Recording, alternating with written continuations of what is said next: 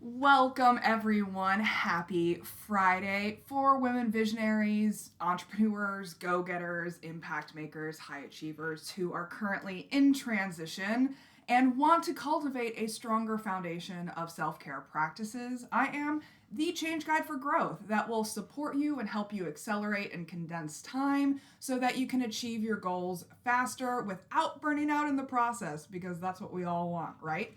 So I'm jumping on for the final day in this Liminal Clarity mini training series where I discuss the empowering rituals and elevated wellness practices that I use, my clients use, and that you can use as well to live your best life, show up as your best self, and be authentically aligned with who you are so that you can kick ass and get shit done, because that's awesome, right?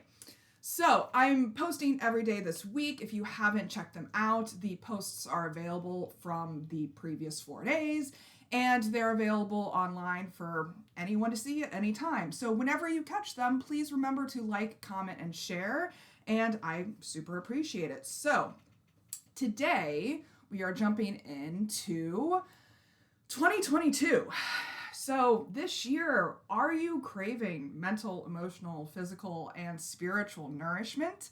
A lot of us are. My mission is actually to help 10 women visionaries elevate and align with their most authentic selves through the empowering rituals, wellness practices, mindfulness, and creativity practices, all backed by neuroscience.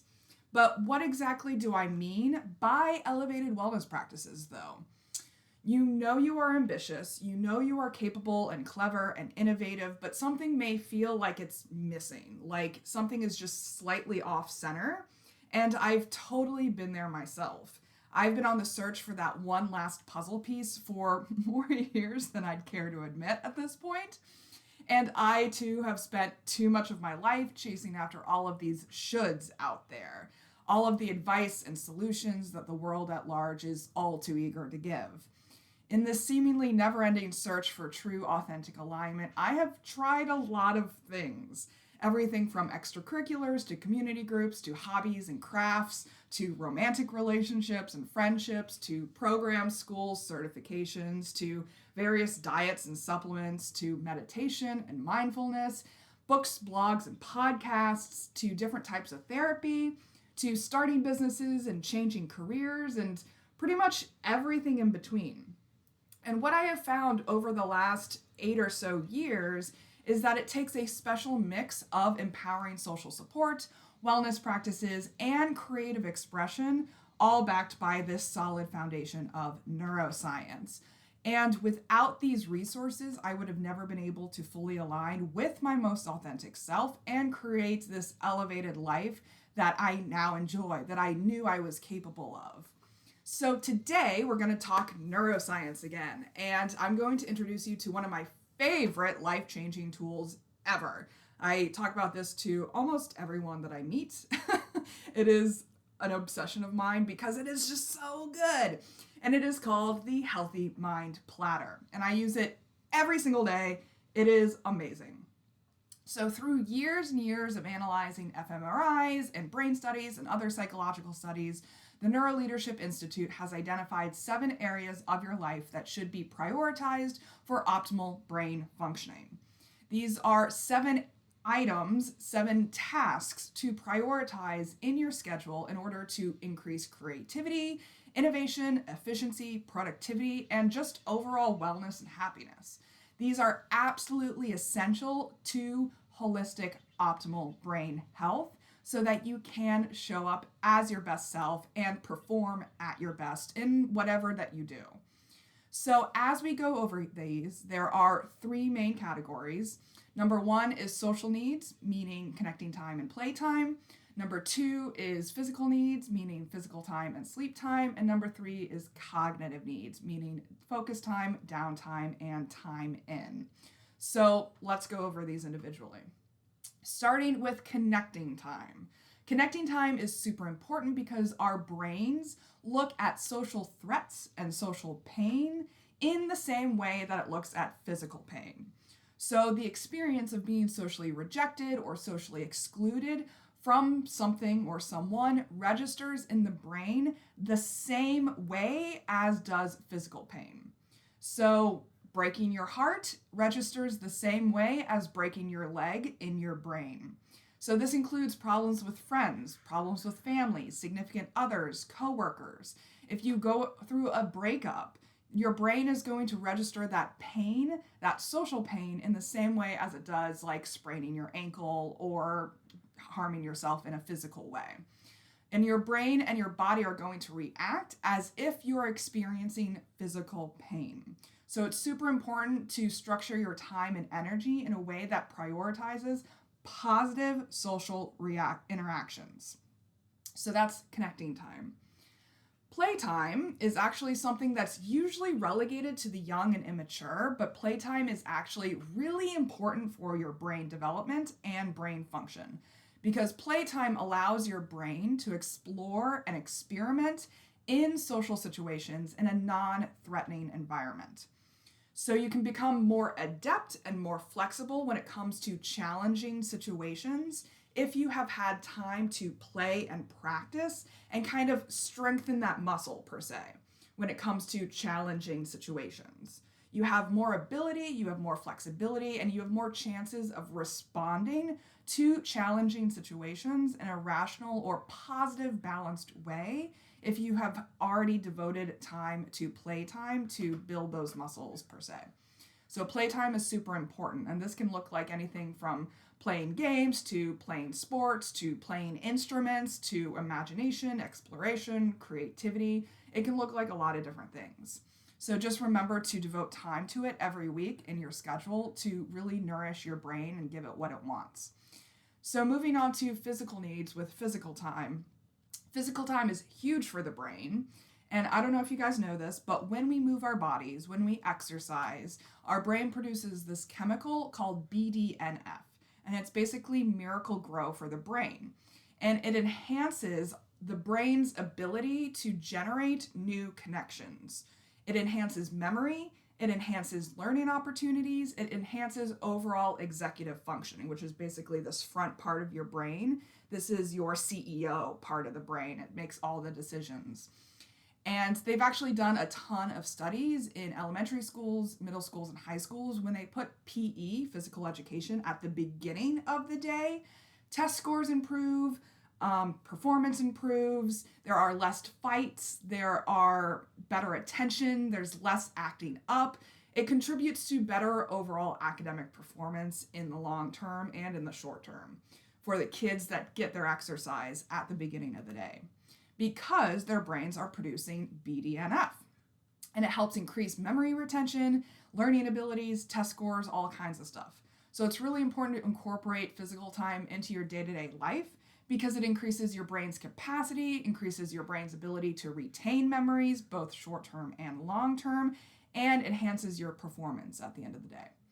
So moving on to sleep time, the other physical need. Sleep is something that isn't really valued in today's world. We're talking about it more and more and the importance more and more. But as a society, as a culture, we are so focused on being productive and busy, which leads to being stressed and overwhelmed and sleep deprived. But research has found that sleep deprivation is just as dangerous as food and water deprivation, because it is so vital for homeostatic regulation, temperature regulation, tissue repair, immunity, memory processing, and even emotion regulation. So that's why doing things like cramming or pulling all-nighters don't work.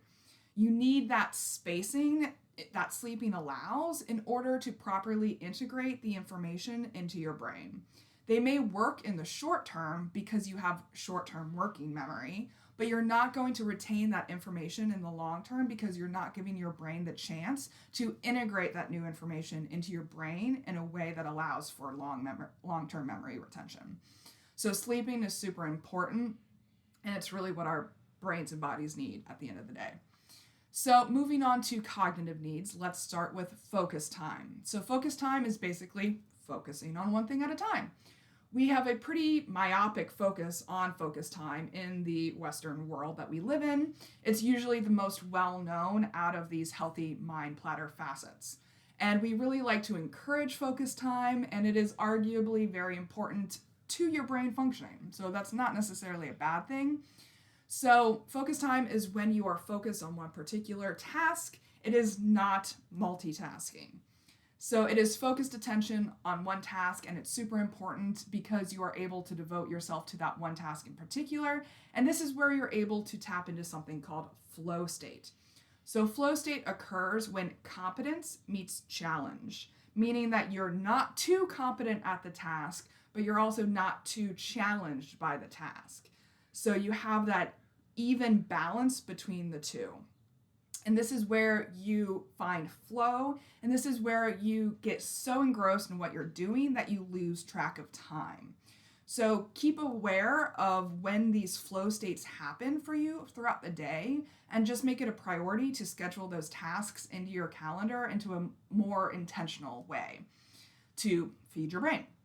So then moving on to downtime. Downtime is basically daydreaming. It is letting your mind wander in no particular direction with no particular focus. It's not rumination, it's not meditation, it's just letting it wander. It's letting your brain have diffused cognitive processing. And this is the perfect brain space for insight. So diffuse cognitive processing means that you're connecting to all of the parts of your brain simultaneously, not focusing on one part or the other. That's letting your mind wander. And insight is basically aha moments. So insight is a way that your brain uses this diffused cognitive processing to facilitate integration, which means that it links these differentiated parts of the brain in ways that haven't been linked before. Insight is really important because you're able to come up with new solutions, new insights, new ideas, and this allows you to come up with ideas that are more creative and more innovative. So think about how you get your best ideas when you're in the shower, or best ideas when you're driving, or when you're falling asleep. This is when your brain is doing this diffused cognitive processing, because you are able to link these differentiated parts in new ways, and you come up with new ideas as a result. So this is really important for the creative process, and you need to allow your brain space to be in this process, be in this space, if you really want to maximize your performance and your full creative capacity. So that's downtime. And then finally, time in. So time in means that you are intentionally focusing on your internal thoughts, feelings, and sensations. This is also known as meditation, or some people use prayer as a way to access time in, but it's a very intentional focus on your inner processes.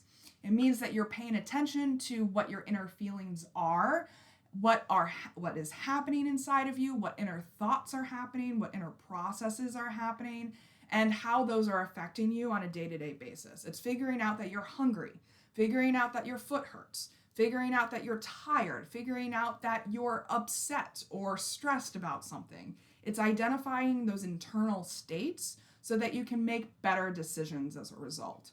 So when you have this intentional time to check in with yourself and become aware of those internal processes, it's also called interoception, which basically means looking inside.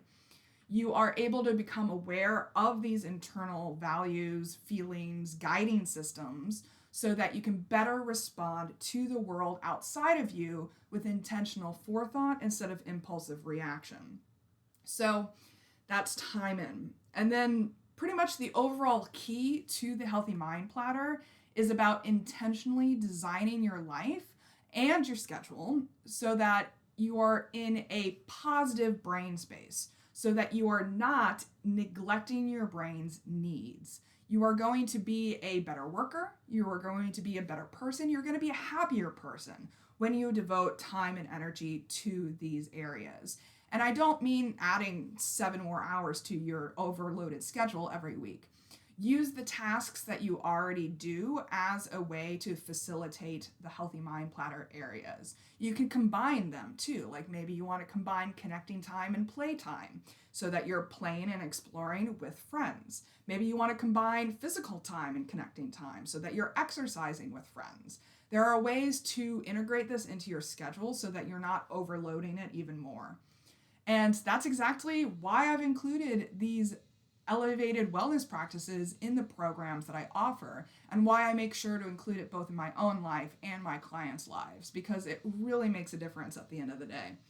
So that's it for this training series. I hope it has been instructive for you all. Please like, comment, and share if you're picking up and what I'm putting down here. If you found value in any of these videos, you know you are extraordinary.